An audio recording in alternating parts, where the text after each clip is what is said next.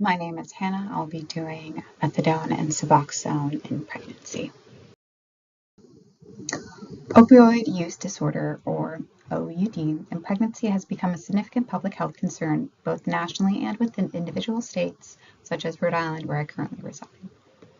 Nationally, the prevalence of OUD among pregnant women has escalated dramatically over the past 2 decades, paralleling the broader opioid epidemic. According to ACOG, opioid use in pregnancy affects women across all racial, ethnic, and socioeconomic groups and is prevalent in rural, urban, and suburban populations. Here in Rhode Island, opioid-related maternal deaths has increased tenfold between 2008 and 2017, with overdose now being the leading cause of maternal death in the state.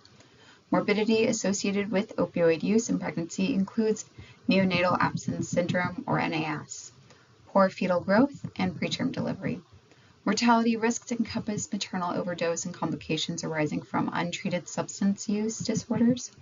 Universal screening and early intervention are recommended to mitigate these risks and improve maternal and infant outcomes. In this slide, we'll talk about risk associated with methadone and suboxone use. Methadone and suboxone are commonly used medications for opioid use disorder during pregnancy. While these medications are considered safe and effective, they are not without risks. Maternal risks include potential overdose, infections due to IV drug use, and poor adherence to prenatal care. Prenatal risks involve complications such as preterm labor, fetal distress, and miscarriage. Fetal risks include NAS, low birth weight, and developmental delays.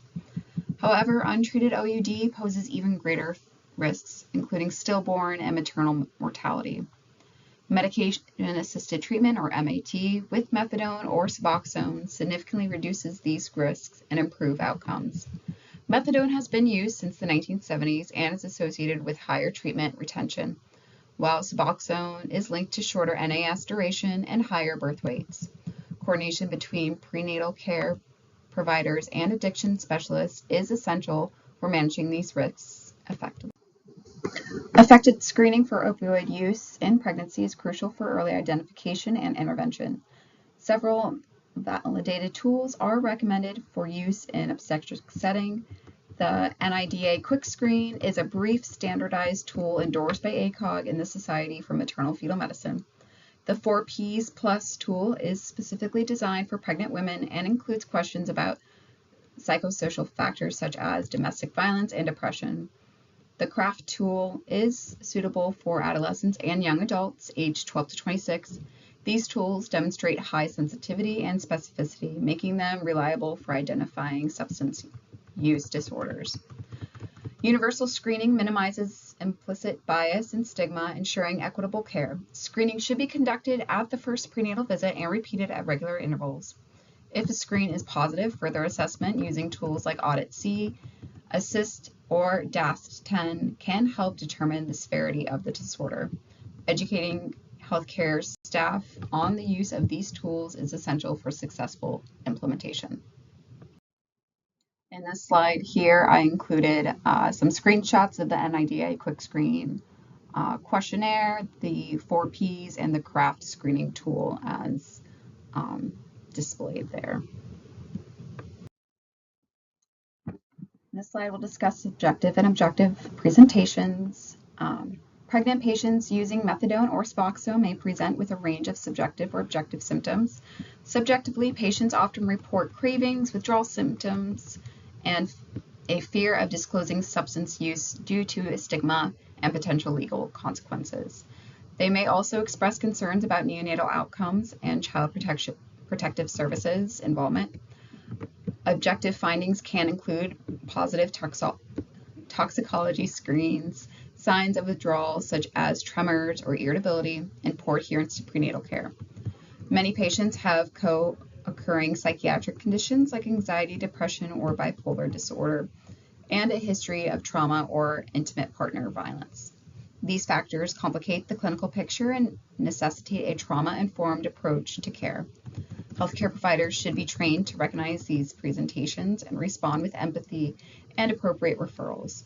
A comprehensive treatment plan should include behavior counseling, medication management, and social support services to address the multifaceted needs of these patients.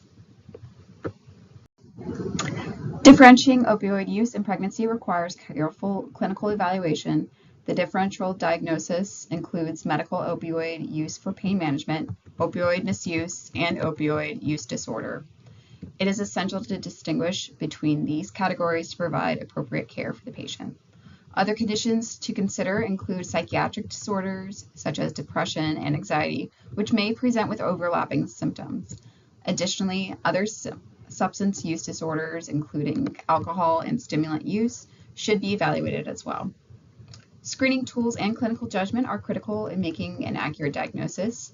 ACOG recommends universal screening at the first prenatal visit using validated tools, as listed before. A multidisciplinary approach involving obstetricians, addiction specialists, and mental health professionals ensures comprehensive care. Understanding the patient's history, current medication use, and psychosocial context is vital for accurate diagnosis and effective treatment planning. During the first trimester, prenatal care for patients on methadone or suboxone should focus on establishing a comprehensive treatment plan. Psychologically, baseline health assessments and initiation on MAT are critical. Psychological support should address mental health conditions and provide trauma-informed care. Psychosocial interventions, including connecting patients to housing, food assistance, and recovery support services.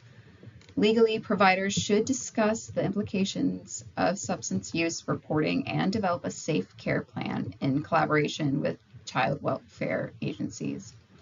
Regular meetings with healthcare providers and early engagement in prenatal care improve outcomes for the patient and infant. Education about the benefit and risks of MAT and the importance of adherence to treatment should be emphasized. Wraparound services, including counseling and mental health support, should be offered but not mandated as a condition for receiving medication. In the second trimester, psychological changes such as an increased metabolism may necessitate adjustment in methadone or suboxone dosing. Split dosing may be required to manage craving and withdrawal symptoms effectively, but may be difficult with some of the meds. Psychological care should continue with regular counseling sessions and monitoring for mood disorders. Psychosocial support should ensure stability in housing and access to community resources.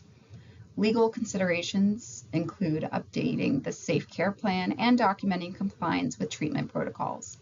Coordination between obstetricians and addiction specialists is essential for managing medication and monitoring fetal development.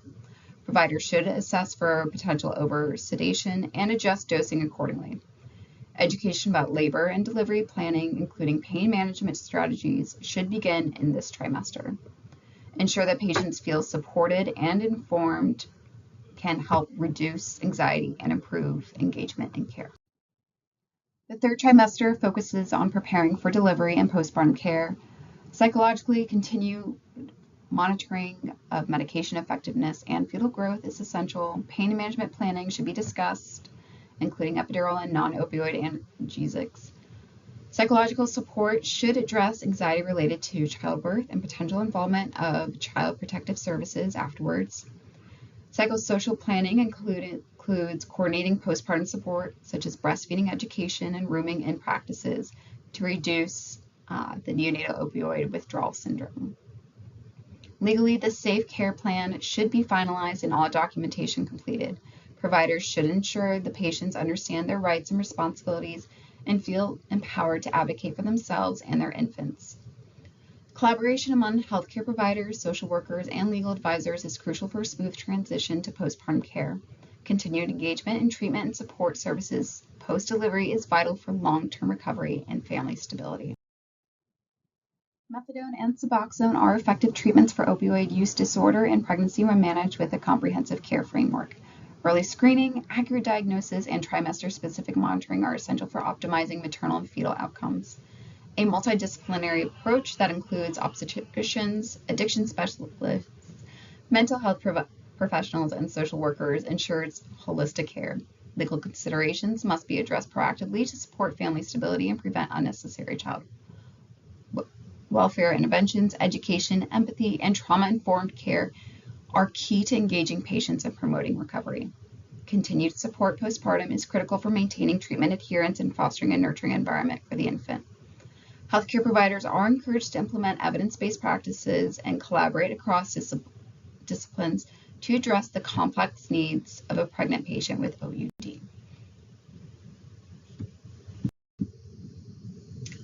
Here are my references. I hope you enjoyed my presentation on methadone and suboxone use in pregnancy. Thank you.